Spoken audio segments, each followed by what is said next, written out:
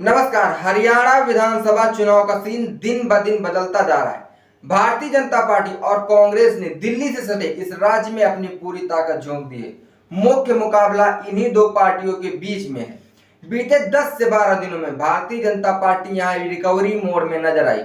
उसने कई चीजों को ठीक ठाक किया तो दूसरी ओर कांग्रेस ने अपने पक्ष में दिख रहे मोमेंटम को बनाए रखने के लिए दिन रात एक कर रखा है। हरियाणा की 90 सीटों पर 5 अक्टूबर को एक साथ वोट डाले जाएंगे और 8 अक्टूबर को इसका नतीजा सामने आएगा। प्रदेश में हवा का रुख समझने के लिए अलग अलग इलाकों में आम लोगों की पॉलिटिक पार्टियों और एक्सपर्ट से लोगों ने बात की। इसके मुताबिक पोलिंग से 2 दिन पहले तक कांग्रेस 40 से 50 और भारतीय जनता पार्टी 22 से 32 सीटों पर बिल्कुल मजबूत दिख रही है। बीजेपी की सीटों का आंकड़ा बहुत हद तक इस बात पर भी डिपेंड रहेगा कि साइलेंट वोटर आखिरी समय में किस तरफ जाता है और जाट दलित वोट बंटते हैं या नहीं। मतदान से 48 घंटे तक की बात करें तो तकरीबन 1.5 दर्जन सीटें ऐसी हैं जहां भारतीय जनता पार्टी और कांग्रेस के बीच मुकाबला बेहद ही कड़ा होगा। यहां आखिरी समय में पलड़ा किसी भी तरफ झुक सकता है। इन सीटों पर जीत हार का मार्जिन बहुत ही कम रहने का अनुमान है। कई सीटों का रिजल्ट इस बात पर भी डिपेंड करेगा कि यहाँ थर्ड प्लेयर के रूप में इनेलो, बीएसपी, आम आदमी पार्टी और जेजेपी एसपी के अलावा निर्दलीय वोट कितने काट पाते हैं और उन लोगों को कितनी वोट मिलती है। चुनौतियों की बात करें तो भगवा पार्टी के लिए भीतरघात और बागी मुश्किल पेश कर सकते हैं।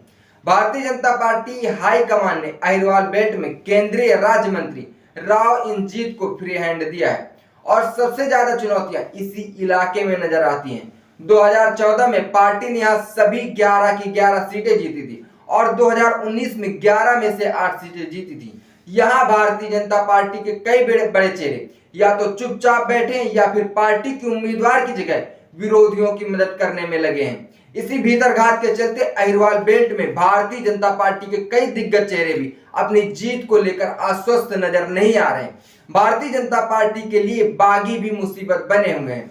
पार्टी नेतृत्व के तमाम प्रयासों और मिन्नतों और घुड़कियों के बावजूद भी 15 सीटों पर उनके तकरीबन 1.5 दर्जन बागी मैदान से नहीं हटे। यही कारण है कि अमित शाह ने इंजीत राव तक को सभाओं में ये बात कहनी पड़ रही है कि लोग भाजपा के कैंडिडेट को देखकर नहीं बल्कि कमल का निशान देखकर ही वोट दें।